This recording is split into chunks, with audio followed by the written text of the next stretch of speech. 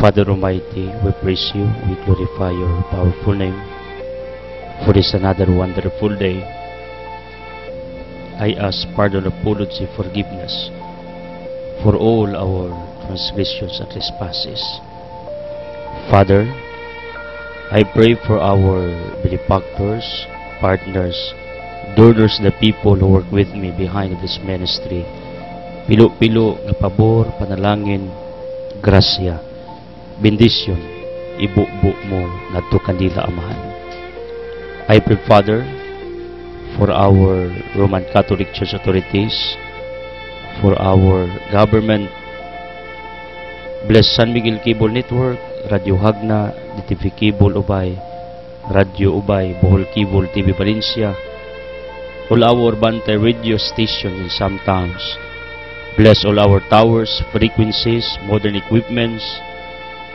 Bless our Starlight Ministry, CCTN. Bless all our staff, management, with Boss John Daniel and the Board of Directors, with Boss Legaya and their businesses, with the GD Kiligan Foundation Incorporated. Bless all our dreams, plans, activities, projects, businesses. Father, I pray for more abundance, for more blessings, favors, prosperity, surprises, open doors for each one of us. Father, bless my loved ones, Almantia, protect them, bless them, heal them, and the closest people in my heart work with me at the back of the camera. Panalangin islang tanan, Amahan. Dasiga, Amahan. I pray, Father, ang tanan nagtanaw sa telebisyon, nagsunod sa radyo, sa internet, o sa kanyang mga pamantalaan, let them feel your healing presence, sulod sa ilang galamhan, sulod sa ilang kasing-kasing. Father, in Jesus' mighty name of Nazareth, I claim and declare for the resolutions of all our curses, bondages, sicknesses, troubles, sinners, and dispersed worries, all our sins, Father, dissolve. And please touch each one of us one by one. Labi na lay sakit sa ulo, utok, matalong bapa, liw kasing-kasing sa atin sa baga, sa kidney, pancreas, reproductive organ, tissues, muscle cells, sa bukog, sa panit, sa dugo, chemical imbalance, immune system, nervous system. Those who have nervous breakdown, those who have psychological problems, emotional problems, hypertension, hyperacidity, please, Father, heal us, redeem into good health. Veni Sanctis Spiritus, come Holy Spirit, heal us, empower us, enlighten us, comfort us, inspire us. Santa Maria San Jose, pray for us. San Pedro Apostol, ug tanang mga apostoles, pray for us. Sa mga arkanghel, tanang arkangeles, protect us. Uban sa maskriba, Tamas de Agustin, pray for our wisdom. Padre Pio, pray for our healing. Mother Teresa, pray for our ministry, for the least fortunate. Saint Teresa of the Jesus, pray for our loyalty to God. Sa waking Santa Ana, San Vicente Ferrer, San Roque Isidro Labrador, Tony Padua, San John of the Cross, San Camilos, San Pedro Calungsod, San Lorenzo Ruiz, Chofilo, Camufoto, si Patrick Pitong, Paul Anthony, all venerables, please pray for us, be with us, in Jesus' mighty name, Amen. Ang atong Ebanghelyo karong adlaw sumala ni San Marcos, Kapitulo 5, 1 ngadto og 20. Giayo ni Jesus ang tao nga giyawaan. Niabot sila sa tabok sa lanaw sa Galilea didto sa Gerasa.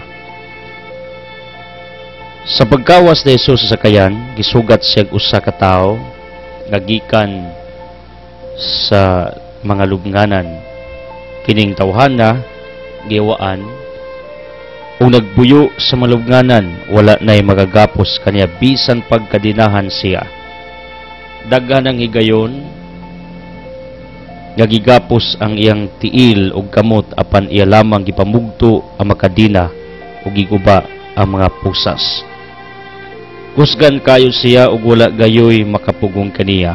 Adlaw gabii magsusuroy siya sa mga lubnganan ug kabungturan nga magsigsinggit ug magsamad-samad sang lawas pinaagi sa mga bato. Layo pa sa Jesus sa diyang nakita siya sa tao nagisudlan og datang espiritu. Nidagan siya padulong kang Jesus ug miluhod siya nga tubangan. Unya misinggit siya, Jesus, anak sa labing halangdon nga Dios, unsa may tuyo mo kanako, sa ngalan sa Dios daghangyo ko kadimo, ayaw intawon akog sakita. Nagsulti sa niini kay giingnan man siya ni Jesus. Espiritu nga dautan, gula ni ining tawhana. Busa nangutana si Jesus kaniya, unsa may imong ngalan, siya mitubag. Panon, tungod kay daghan kami, ug nagsigi sa gangyo kang Isus nga dili papahawaon ang mga tang espiritu gikan ni adtong dapita. Niadtong higayuna may usa ka dakong panon sa mga baboy nga nanibsib sa bakilid. Miyangyo ang mga tang espiritu kang Isus padtua kami nianang mga baboy ug pasudla kami kanila. Ug iyang gitugutan sila migula sa tao ang mga tang espiritu ug misulod sa mga baboy ug ang tibuok panon sa mga baboy ang mga 2,000 nanagan padulong ug nangambak sa pagpangadto sa lanaw ug nagalumos. Ang mga nagatiman sa mga baboy nanagan ug ilang gisugilon ang nitabo ngadto sa mga tao nga nagpuyo sa lungsod ug sa kaumahan. Unya nangadto ang mga tao aron pagsusi sa nitabo. Miduos na kang Isus ug didto nakita nila nga naglingkod ang tao nga kaniadto giwaan. May sapot na siya ug gibalikan na sa mayong pangisip ug nanghadlok sila. Kadtong nakakita sa nitabo sa tao nga giwaan ug sa mga baboy, nanugilo niini sa uban. Busa gihangyo sila nila sa Jesus nga mopahawa siya sa ilang dapit. Pagsakay ni Jesus sa kayan, ang tao nga kaniadto giyawaan, nagpakiluoy kaniya nga nag-ingon, may buang muuban ko kanimo. Apan wala mutugot sa Jesus ug mingon hinuon, pauli sa imong panimalay. Ug sultii sila, unsa kadako ang nahimo sa Ginoo kanimo, ug unsa sila kamaluyon kanimo. Busa ang tao, milakaw ug miadto sa Decapolis, ug nanugilo may tungod sa mga butang nga nahimo ni Jesus kaniya. Nibulong pag-ayo ang tanan nga nakabati diini. Today we're remembering St. Martina of Rome, Patron of Rome, Nursing Mothers in 2nd century, Virgin Martyr of Rome. A basilica was erected in her honor at the Roman Forum. There is considerable doubt about her recorded sufferings. Her cult is now confined to her Roman basilica. According to her short biography, kini si St. Martina usa ka Virgin Martyr. Unya patrona is mga inahan nga bag-ong nanganak, nursing mothers, kini mga nagatiman ug bata. Girecognize ni si St. Martina tungod sa iyang fidelity ug sa iyang purity. Ngayang gipakamatyan ang iyang pagkaputli. Bahalag hunusan sa kinabuhi basta iya ma-preserve ang iyang purity, ang iyang kaputli at ubangan sa Dios. Anyway, if really marriage life is our calling, there's no wrong if after the wedding, the divine matrimony is done, there's no problem. Di nasala ning buluhaton sa magtiayon. But in the case of Martina, probably she was forced to do it without matrimony, against her consent, against her will, mo na iyang ipili nga magpakamatay siya. Kaysa bulingan ang iyang kaugalingon sa laki o tao nga wa siya may gugma ug wa sa say planong makigminyo kaniya. This is it. Anything na kontrary sa imong kabubuton, supaka. Barugi ang imong gituan nga tama og prinsipyo. Mao ni ang ligasiya ni Saint Martina para kanato. Ang iyang resistance against sa dili maayo nga lakang toward her life. I believe on this principle, no one hurts you unless you permit them to do so. Walay makapasakit nimo kung di nimo tugutan. In other words, resist, supaka, defend yourself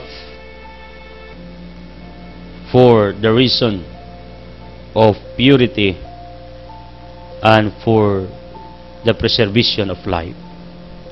Saint Martina, yan po me to become like you. Very brave, strong. Yan po me. Kasi kinsa magtamak sa mutastag sa ka mga katungod, kaugalingon ug pagkatao. Kapanalipdan namo ni bisan bugtian sa mong kinabuhi. Pray for our healing, miracles, enlightenment, surprises, abundance, courage and bravery. In Jesus' mighty name, Amen. Hallelujah. Power line, it says, take rest. A field that has rested gives a bountiful crop, according to the author Ovid. Pahulay. Tayong usa ka umahan nga dugay nang nakapahulay, muhatag og maayong abot. Compare sa usa ka umahan nga sige og tanom way pahulay, mahurot ang iyang fertility, munang dili na maayo ang abot. In other words, kining pagpahulay nato is highly recommended according to our power line for today. Tungod kay anhi ka makakuha og strength.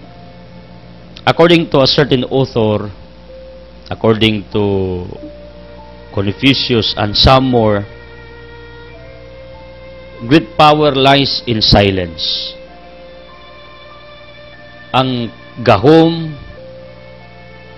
ang kidadak-ang kusog naa sa kahilom. You know what, when I read that quotation, namalandong ko sa unsang paagi. Ang tubag di ay, once you are in solitude, once you are in silence, you are giving yourself a space, time, moment to reflect, to meditate, to discover yourself, and most of all, you are giving yourself a chance to talk, to communicate to your Creator. And that is only possible in silence. According to Pope Benedict Emeritus, you can hear the voice of God in silence. Mao ni ang akong gituhuan. Talking to God, communicating to God, building a good relationship with God through our constant reflection, meditation, prayers. In solitude, as kahilom, kaya nagpahulay ka, nagrelax ka, mugin kag strength, mugin kag kusog, sa matag adlaw nimo, kapag pakigbisog, in all your struggles in life, take rest, diha sa pag-ampo, and even having recreations, outings, pilgrimage, whatever nga maka-sustain sa imong enerhiya physically, do it. Kaya kung nagtuo, once luya ang lawas, you will accept it or not. Based on my own experiences, your soul is also affected, if not totally, but partially. Kaya ang tao nga luya ang lawas, wa enerhiya, mapiktuhan. Ang iyang espiritu, ang iyang kalag, di sad ganahan, ang iyang espiritu kalag, to do a certain thing, tungod kay dili man ibol ang iyang physical body. Ako bitaw, pag nako'y batiyon physically, bisan akong espiritu, akong nauna, akong kasing-kasing, akong kalag gustong magwali. Pero akong lawas, di man muuyon, way mahimong akong kalag.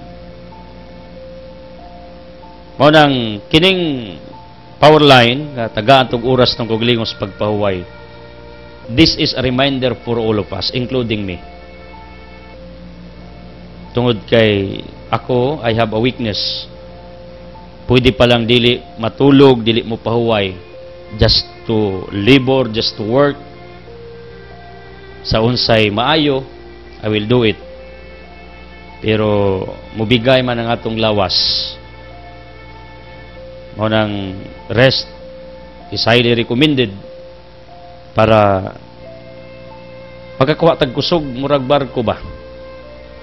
Dili pwede sa tanang panahon maglawig na. Kinanglan ibaradero da forcefully kay tan-awog na by diferensya makina na by taya ang kasko niini to check. Life is also like a ship. Kinanglan mo pahulay sa ta. Mo relax ta. Kasaway sa kusig dali, sig apas. Nya war ba tay giapas? Di ta kapahulay tungod kay sayangan kas oras kagi sa kuana. And I learned from that. And you know what? What was my learning about that? Kung hindi ka dapat mo pahulay, bisan dapat mo pahulay, you are torturing yourself. People of the living God, thank you for joining us. Present givers, salamat ninyo. Like Judil Galindez of Garcia, usa ka registered nurse, iyang ginikanan, legal parents, died already. But you know what? She continued in her helps for this ministry. George Hilda Kagampang, salamat kayo na sa Herbalife Products des Kinita Padong sa Ross Park. Salamat Hilda. Jonathan Arden Rabon of Andibungay Duero, ang labing kupol diya. Salamat. Then Dumi og Judith Galinato, grupo ning Inang Irene, donated one sack of rice for our coming outreach and feeding program sa GD Foundation. So doon na tayo 2 ka sako plus mga kinilo na niabot sa atong opisina gikan ni Maribik Salazar niya cash from Pining Silingranis o Pangdan, and one sack of rice bag-o pa ni kang Dumi Judith Galinato. Then Robert Cleofi Labadan, salamat o Bungay Ilaya. Arnold Rosel Naldusa, Ma'am Rosel pagpalain usa ka magtutudlo na slay vitamin spray business. Romjic Rygoods and courtesy paset Pariasinto, tanan lang branches nagmonitor sa atong programa. Salamat ninyo, Romjic Rygoods. Josephine Ulager, Natividad Alan Sabilia, Binkinsana Migraso, Tony Flor Codilia of Codilia Lumber Supply, grupo ning Inahan.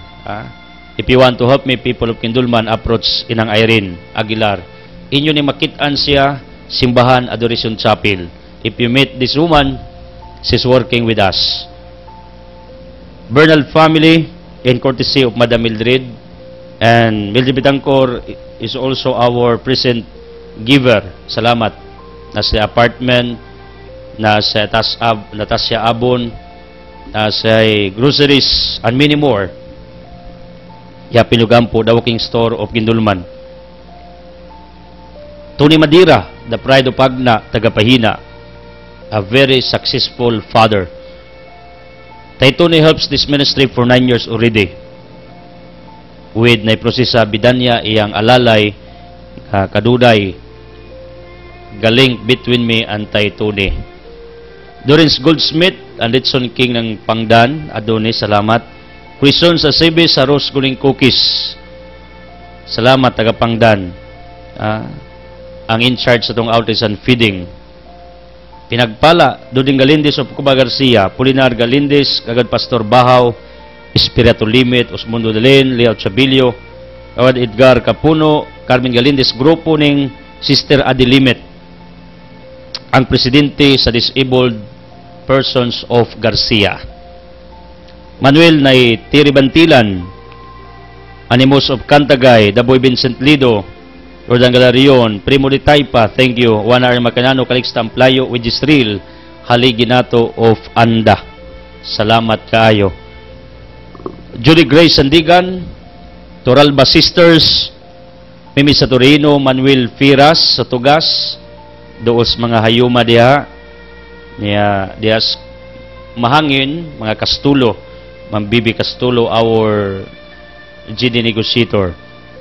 Julie Tigbas, negosyante, Dias na atang. Carlos sa Chicken Barbecue, doon sa Mormons, Kang Bilyong, HQ and Construction Supplier, Najlay Soriso di Cebu, available sa Altia. Then, if you want to eat at Tumus Larapan, Paraiso Rock Resort, if you want good health, at Tumus sa Asibis Body Fitness Gym, nasa sila mga beauty products sa inyong dagway. Ilan is tibok pamilyas mga Asibis. Keep praying for like loose Asibis complete healing. Maria Kagampang o Maria with Tayboy na Duding, the whole family, Arnel Bibian Umbao, thank you. Naghatag sa rin sa nato og bugas. Then Global 1, Global 2, tapad sa Anda di Boracay ni Boss John Boss Ligaya. Taydil Tiletan with Nay Fortunata Gulde. Ang aligi natop Anda ubas mga riwa dia. Mukoy keep praying for J. Christopher Kiara Christop. Salamat ninyo. Philip Lungay,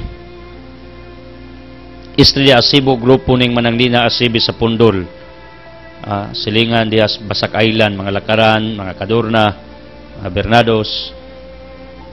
Atibad Saunya, Wirado, J. Galintis, itong aligi. Pila katuig na nagtabang sa tuwa. Tidong Selon, silingang Naikura needs prayers, pamilyang Bilgings, Bispring Ilimon. Biloy Isidra Ulayer, o Bunga Ilaya, silingang Edita Bilicario, Banpadia, mga Kang, kumusta, mga Akdal, and many more. Ricky Jenny School, Emmanuel Alma School, pamilya ning Taycruzday School, Lito o Ramon. Tibok pamilya nila nagtabang sa atong ministeryo. Salamat na inday, pagpalain kayo with Frida Abuiba o Yeye Escobilia, pagpalain. Sa tanan nga mga nagplanog tabang, thank you. Sa tanan nga mga nibalik, thank you. Sa tanang nagplano nga mga bag-ong motabang, thank you daan. Sa tanang occasional givers, keep it up. Niya, hopefully, di ko ninyo biyaan in our advocacy in atong krusada in proclaiming the gospel of Jesus Christ. Take note, this ministry is not only limited here in our place, but we have also our satellite ministry, the Cebu Catholic Television Network. It is what we call broadcasting. Certain is broadcasting entire Philippines and even outside Philippines because of our satellite signal na gigamit ni ining maong national television. Altia displays the following. We have Pure Tablia, Cookies ni Crison, Spans Carolina, Beauty ni Dita, Peanut Butter ni Adonis, itong mala ni Samig Jiri. We have Nobidahan Sariwan, akong libro available dito. Then, we have also groceries, Lechon Manok, thank you for believing, patronizing, Altia Lechon Manok, you're falling in love at first bite. Then, Puluto tag ulos baboy, limpo, pabo, pato. And I'm happy to inform you, every now and then ay magpaluto nato. Pag na'y magpaluto, mugidan siya taana. Kay igo raman mi muluto. Inyo ang materials. Ya, ato nang gibutangan og tanglad para mahimong healthy food ang atong iserve ninyo. Salamat sa mga nagpatunais. I would like to repeat this and remember this. Kamo mga subscribers, every payment that you have done for this network, panahong mo palit mo sa tanang negosyong Boss John o negosyo ning ubos nga laga dinyo. Panahong mo donate mo nining atong ministeryo, kuhaan na gamay nga tipik percentage para sa mga kapuspalad. Please, believe on that. Tinuod na. Kay kami ni Boss, personally, muhubot mamis among kagulingong bulsa pag na'y outage and feeding. Asam na magikuha, simpre sa itong mga negosyo, panginabuhian. Mao nang pagmupalit mo sa among produkto, kuhaan na mo ng among ginansya, kuhaan na mo na, kay makahubot, may makagastom ganyong personal, labi nagnatay outage and feeding. That's what I mean. Unang from our volunteers, from our donors, from this network sa Miguel Network, from our own packets, from our partners dining mong ministeryo, we're joining together because it's a big amount of money we need every month just to feed the people, just to give our what they call helps sa mga tao sa atong katilingban. Hopefully, you will be with us kahit isang bisis lang. We're not expecting ang manghatag mog sinako, although some people are doing it. What we expect, isa no sa kakilo, dako na kunato na ng tipuon. Right? Then, tanang nagpatingog, nagpa-tune in, Bibliactionist, thank you. Montiri, Dutibit, tanan diha sa highway, mga eskinita, tanan na nangampanya aron nga dagamotabang o dagamamati nining atong programa. Wherever you are, whoever you are, may the blessings of the Almighty Father be upon to all of you. Uban ako, si Tonton Kadilinya Bunani. Speaking of our gospel, nagisgot na may tungod sa tao nga giyawaan.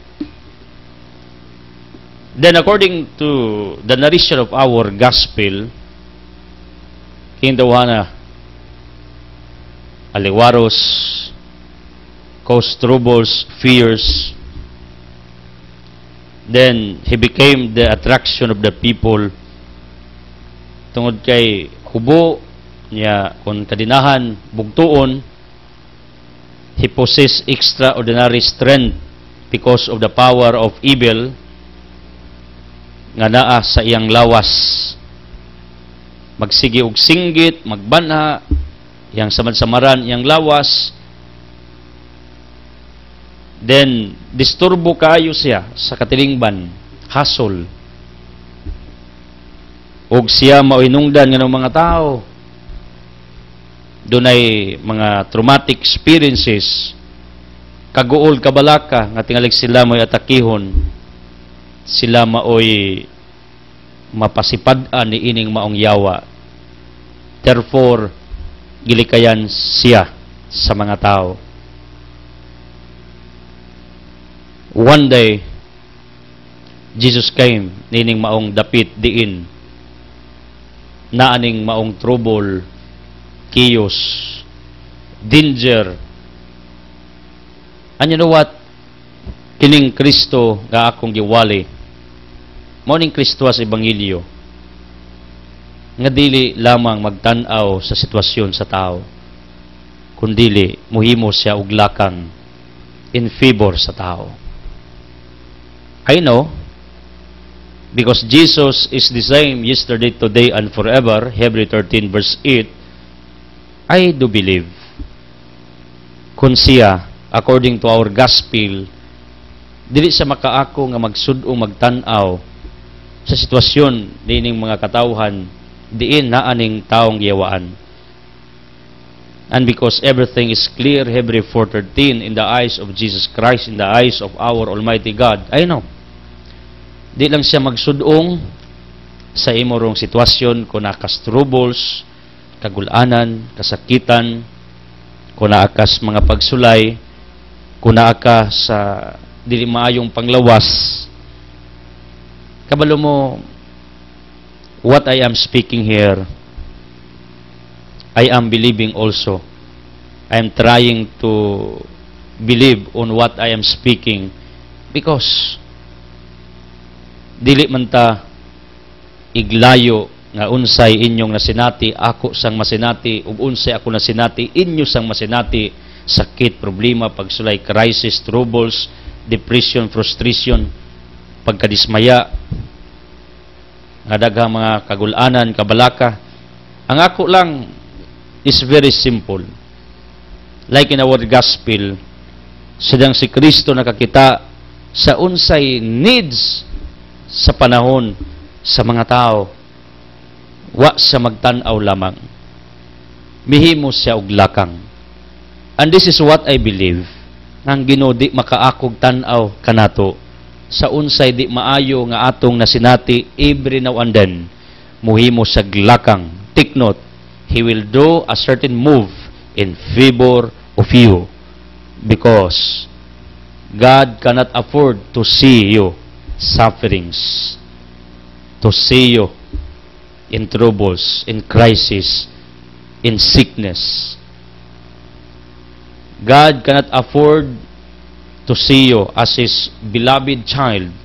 It's one of you. Kana ay truma, na ikalisang, na ikahadlok.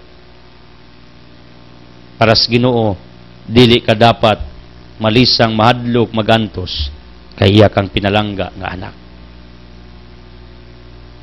Ang mga tao nag-uol na balaka niya na truma pero kalit lang niabot ang atong Ginoo sa maong dapit. Probably na nagbitbit niya or voluntarily Jesus came because He knew everything to help the people. Niabot siya aron pagtabang sa mga tao, pagsulbad silang problema, niya pagpahawa sa ibil niadtong maong tao. Take note, kini gid ang kadautan sa tao is just temporal or temporary. It's not permanent. Proof, ang taong giyawaan was possessed by evil spirit, and later on, the evil spirit was gone because Jesus commanded the evil to get out from his body. Exercise ni Jesus Christ. Si Kristo made a deliverance. Munang ako nagtuo, ako na maglay mga tao nga makita nato not necessarily nga nagbuwang baba, naghukas, wild, kadinahan, mabugto, presuhon, pangbalio ng mga puthouse, prisuhan, not necessarily. Pero ako nagtuo. In one way or another, daghan nato are also possessed partially by the power of evil. Why? Tungod kay we have this different ugly attitudes, bad character, evil thoughts, evil emotion. Pero ako nagtuo, originally, dili baya ingana ka, buutan baya ka, when you were born from the wombs of your human mothers, buutan ka, putli ka, balaan ka, sagrado ka, ang Diyos gaumos imuha, Psalm 139 verse 13. But you know what? Along the road of our journey, ang atong purity, ang atong holiness are contaminated because of our surroundings, because of many influences around us. Influence ta mo na nahimot ang dautan. This is according sa naturalism philosophy.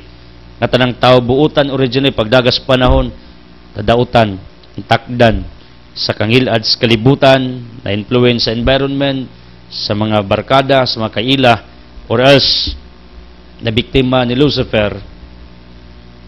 Pero this is what I analyze. Ang imong pagkadautan is not permanent. Ang imo karong pagkahulog sa sala is not permanent. ang imo karong pagkabidya og batasan is not permanent. Why? Tungod kay dili na ikaw originally. Putli ka, matarong ka, balaan ka. You will accept it or not. Someday somehow. Kanang imong ugly attitudes, bad character, bad attitudes, evil thoughts, evil emotions, which I believe partially you are contaminated by the power of evil. Someday somehow, it will go away from you. Ngano? Dili ba ka ingana originally? And you know what? My evidence for what I am saying right now, kining taong giyawaan na ayo was totally healed by the power of Jesus Christ. The evil spirit who possessed this person got out from the body of this person. Ngano yung si Kristo, yawa, hawa, di na imong balay. According sa civil law, pag mupuyo kag dili imong dapit, usa ka posisyon, usa ka privilege, itawag nag-usurpation according to civil law. Mangilog kag di imo. Usurpation or usurpasyon, in other term. Kung wa kay legal right to hold a certain franchise privilege a certain place, or illegal trespassing ang case nimo, so gagbalay nga dili imuha. And because our bodies are the temple of God, 1 Corinthians 3:16, therefore, this is my conclusion about our dignity as a human. Satan has no legal right to enter our physical body. It's one of us. Ngano? Our physical body is the absolute temple of God on this planet Earth. Kita ang iyang templo. Di ta templo si Yawa. Satan has no legal right according sa balaod nga mo penetrate nato. Kaya nga tong lawas wala gigama para puy as Yawa. Ang atong lawas gigama para puy-an sa Dios. Therefore, kung naitaong giyawaan, kanang yawaa, kanang espirituha, bisulod na, bisag way lisensya siya, bisag wa say permiso. Satan has no legal right in entering a certain person ayang gipossess. Mao nang I do believe someday somehow mulayas na by the power of God, and it is happening in our gospel nga ang yawa milayas ngano tungod kay ang lawas nga gisudlan dili man iyang permanenteng pulianan. Like us, nagrintar migbalay hirinagna. Although I heard before that I have mansion. If I have a mansion, why we are renting until this time? Because the owners sa atong girintahan inform us nga they will use their house unsa may among imuon ang magpaugat mi. We need to move soon or later. Ngano, we have no legal right according sa balaod nga magpaugat. Ngano, kay gikinanglan naman ang maong balay. Ang dunay legal right ang tag-iya, kaming mga renters, mga nag-abang, occupants, muhawa kay di man atua. That's what I mean. Mao na akong nakita nga ang yawa way katungod nga mopuyo sa tao. Mao na ako makakita gali kag taong giyawaan, ayaw patiya. Nayawa as drugs, bisyo, illicit relationship, nayawaan sa unsay di maayo, ayaw na patiya. Ngano, soon or later, the spirit of drugs, the spirit of vices, the spirit of illicit relationship, whatever, nga naas tao, nga nahimo siyang dautan, soon or later, it will go away from these people. Why? Tungod kay dili man na pinuyanan ni Lucifer kanang lawasa. Temporary ra na.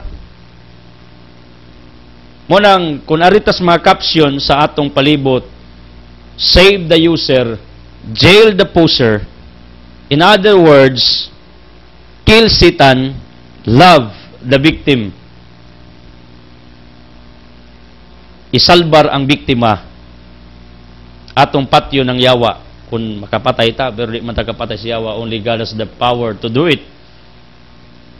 Pero my point is like this, people. Kung nakigawam sa Ginoo, kaya nimong iwagtang yawas imong kaugalingon by the grace of God. Tito, dos. Ingon si Pablo, Tito, ang grasya, may makapahimong tarong sa tao. Meaning, kadiding kadauta sa tao, kining bisyo sa tao, kining pagdrag sa tao, that is the same nga giposi sa yawa. Pero, ayaw patya ang tao.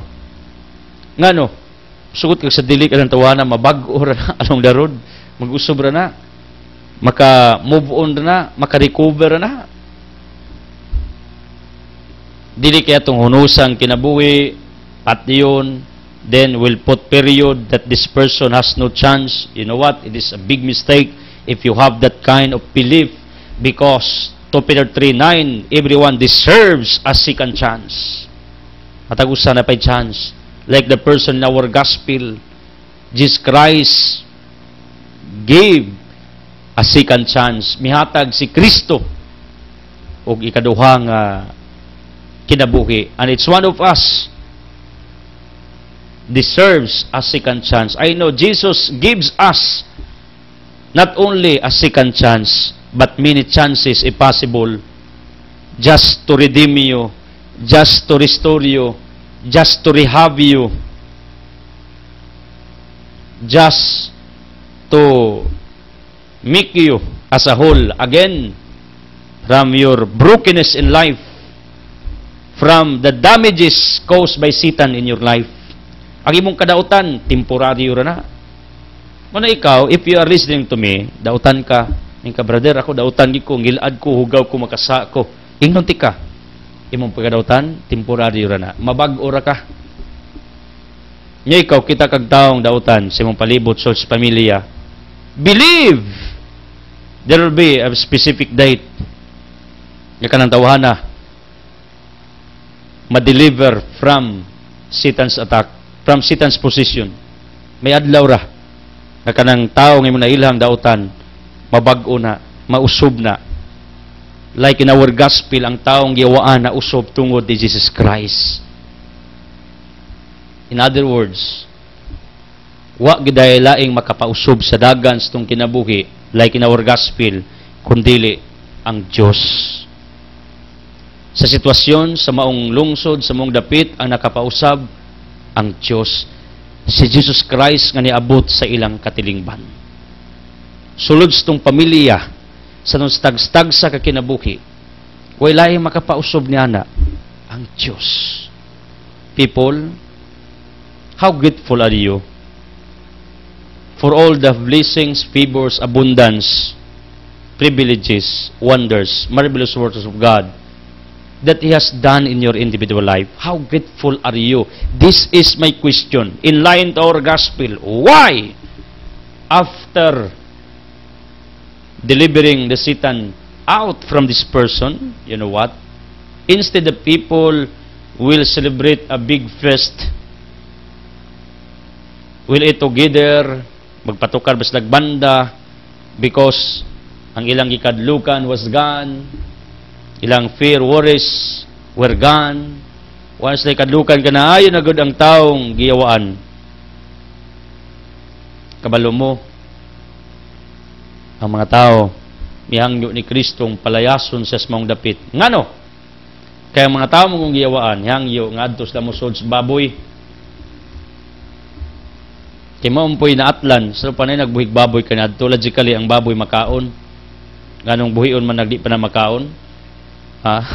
Smil ka baboy kay dool pigiri tuwa dito misod hagbong linaw hurot og kamatay ang mga tao nasuko kay dako daw sila og damage lang properties, pero ato makita nga wa sila kabantay nga naitaw na ayo nya gibaylo ang baboy yung yawa. Magtutudlo Jesus Christ, magawas ko ng tao, pero pabalhin na mig baboy, pabalhin na mig hayop, Ako usay, mutuon na nung ko. Pag na'y madisgrasya ang hayop ni mo, niyang uban miingon, okay ra na, kaysa tao. Mutuon nung ko. Usay, ngano, kay bisan diri sa Ebanghelyo, if you notice, ang yawa mismo miingon, Jesus, mulayas mo ko ng tawana, pero balhin ko ng baboy be. Daghan baya mi panon. Grupo mi. Yung Kristo, sige, balhin. Basta hawa des tao, kaya di na imong balay. Balay na sa Espiritu Santo, ning layas ang tao, hurot kamatay ang tanang baboy. Nangasuko ang mga tag-iya. In my analogy to this situation, you know what? Para sa mga tao, mas bililhon pang ilang livelihood, ang ilang panginabuhian compare sa kinabuhi sa tao. Say, makasaway ta ning programa sa atong gobyerno. Ngano, mas dako pagbili ang ilang plataporma di gobyerno kumparas values kinabuhi, nga kalitlag kamatay, kalitlag kahunusag kinabuhi, niya without due process of law. Usay kining kinabuhi way bili compare sa unsay naan ning kalibutan na kwarta, fame. Ang uban gud mo patay tungod las gahom, way bilin kinabuhi baylo las gahom.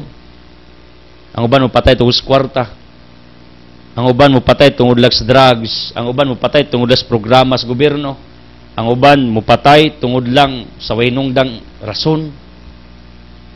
You know what? Look at what happened in our gospel in the past. Ang mga tao got angry to Jesus Christ. Ngano? Musla among hayop na hurot o kadisgasya. Among panginabuhian way nabilin. Pero wa sila magtanaw nga napay mas bililhon adtong 2,000 ka baboy ang kinabuhi sa tao nga naayo. Nauli sa saktong pangisip, nauli sa saktong postura, nauli sa saktong pagkasiya, wa na nila tagda, kay para nila ang kwarta mas dakog bili kaysa kinabuhi.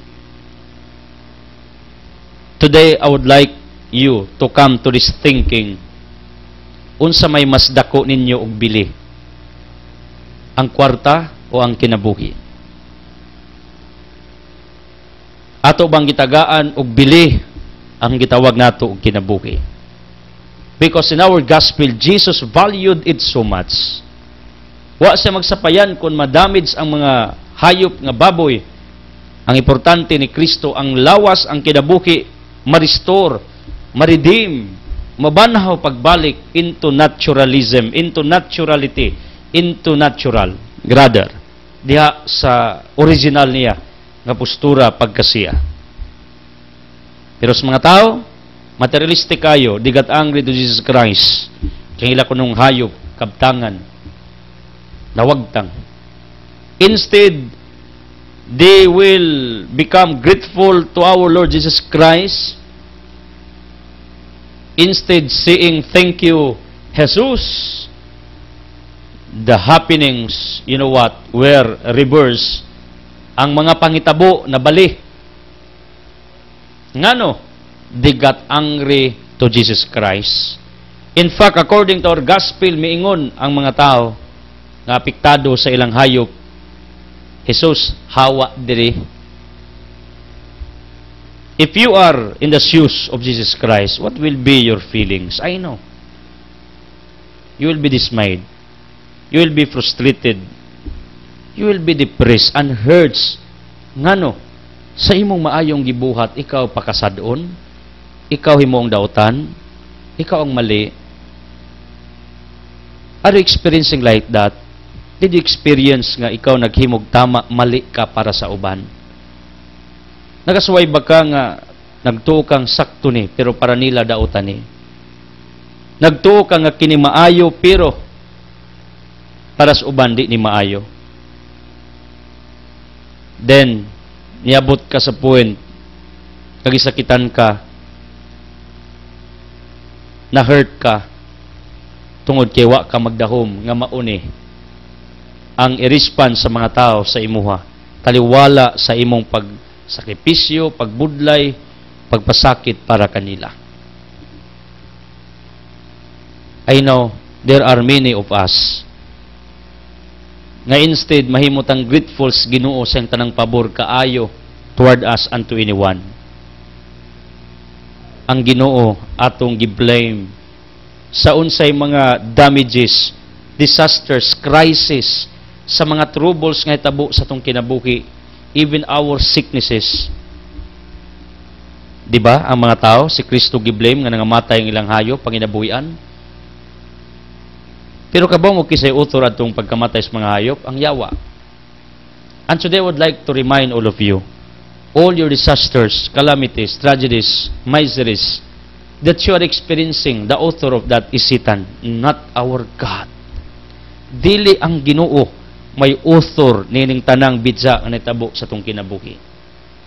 Only God permits. This is according sa theology, permissible will of our Almighty God. Even myself, na ako'y sakit, oftentimes mutukar, labi nag may stress ko, mafatig ko. And I never told God that, Lord, thank you for being the source of all my sickness. Never. What I told God, Lord, probably, tingali, you permit this to happen to me for a reason. Mao ni ang sige ingos Ginoo. Kaya ako nagtuo ko, I am convinced with this theology. Like in our gospel, ang author sa pagkadamage sa 2,000 ka mga hayop, dili si Kristo, ang yawa. Muna unsa gali damages sa iyong uma, negosyo, paginabuhi, bankruptcy ninyo, yung pamuyo, mga problema, kasakit, pagsulay, mga trahedya, believe me, God is not the cause of that. God is not the source of that. God is not the author of that. No. Satan is the author of that. Like in our gospel, when Satan asked permission from Jesus Christ, yun siya, Jesus, muhawa ko ng tawana, anak ko sa baboy, ang Kristo. Sige, this is what I mean. Permissive will, may uyong Ginoo. Kaya nga no, nasa'y gustong ipaabot sa katauhan ni ining dapita. Na sila, gatiman o hayop, focus on animals. Pero naapay mas labaw unta adto ang tao, wa nila tagda. Wa tagay bili. Usay inganita, mas palabihon nato ang material things kumpara sa tong anak, tao. Mas dako og bili ang butang kaysa kinabuhi. Mga tao panon ni Kristo mas dako og bili tong baboy daghan kumpara sa tao. Wa nila timana, wala panggaa. Mo tong naglatagaw. Wa nila pansina. People, I know there are times tong kinabuhi that we blame our Almighty God for all the evil happenings, for all the tragedies, for all the calamities that struck to us every now and then. No. Dili ang Diyos author na ang yawa. Instead, magpasalamat sa Ginoo. Instead, ato siya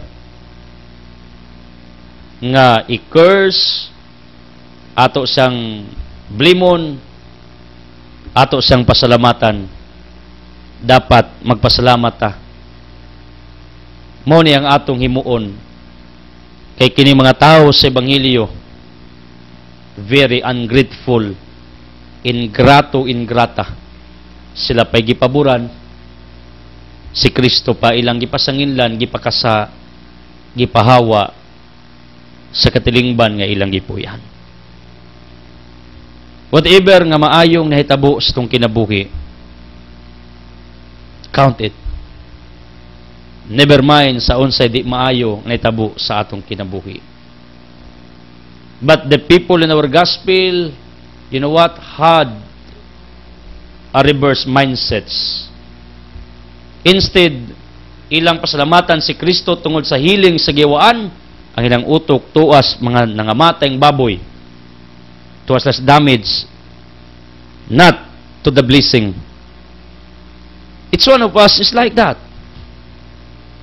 Sige tag-focus sa damage, sa waylami, sa bidya, instead sa panalangig, pabor, nga gibubos Ginoo sa tuwa.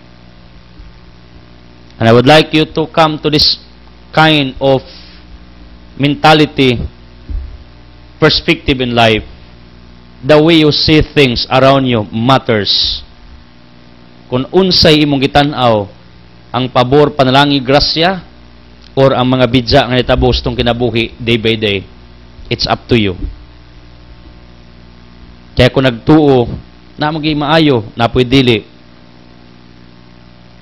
mao ni ang relatives kinabuhi, given to each one of us, ngayon na gyud ang pattern sa life. But you know what? It matters the way you see it, the way you look at it, the way you view it. Kung murakas mga tao sa Ebanghelyo, ang ilang pirmi ginahuna, ang damage, was na magtan-aw sa milagro, sa kayuhan sa taong yawan, mao ni hinungdan si Kristo, ilang gi-fire out silang dapit. Kung ila pang giusob ilang mindset, wa nila hunaw-na ang damage, ilang gi-value ang milagro, then, mahimunta silang grateful, unya magsaulog silang dakong okasyon, pasalamat ni Kristo siyang kaayo. Ikaw karon sa imong daily existence, daily journey in life, unsa ka nga matanga sa pagkatao? Are you always counting the blessings, or you are always counting the miseries sa imong kinabuhi? Thank you for joining. Thank you for watching. Thank you for being with me. I don't want to close this broadcast without giving you an opportunity to make Jesus a real provider, the source of miracles nga inyong ikinahanglan. Ako magampo nga maka huna-huna unta mo nga sa atong mga sitwasyon nga di maayo, ang Ginoo di makaakog tan-aw kanimo. Muhimo saglakang, musugot kag sa dili, He will do a certain move in favor of you. Ako magampo nga makahuna-huna unta ka nga ang imong pagkadaotan temporaryo ra na, may oras ra panahon nga mabag-o o makabuhi ka yan ang kaulipnan sa kasalanan. Ang imong lawas di na puliana ni Satanas, puliana na sa Dios. Believe on that, na may adlaw ra ang imong kinabuhi imong matransform sa grasya sa Dios. People, ako magampo nga mahimot tang grateful pinaagi sa pagtan-aw sa mga maayong naitabo tong kinabuhi. Ayaw sunduga ang mga tao sa Ebanghelyo, ang ilang gilantaw ang damages sa hayop, mo inungdan that they became ingratitude toward Jesus Christ. They fired out Jesus Christ from their place because of their anger, because of their dismay. They were dismayed, they were hurt about the damages. Dili unta taana nga matang sa pangunauna nga sikitag tan-aw sa mga bidya, no, tan-awang pabor panalangin mas greater pa na sa unsay bidya nga nitabo sa atong kinabuhi. And for that, be grateful to the author of all favors and blessings nga mao ang Ginoo. Ako magampo, you will come to this kind of thinking nga ang bidya nga nitabo ninyo based on our gospel, ang yawa mo hinungdan dili ang Ginoo. As I declare healing, miracles, blessings, prosperity, favors, abundance, surprises, open doors, privileges to come in our lives in Jesus' mighty name with the Holy Spirit, uban sa pangaliya sa langit nung inahan, Mama Maria. Sa hansaman, sa anak, sa Espiritu Santo. Amen. The word has been fired. Let's do it. God loves you.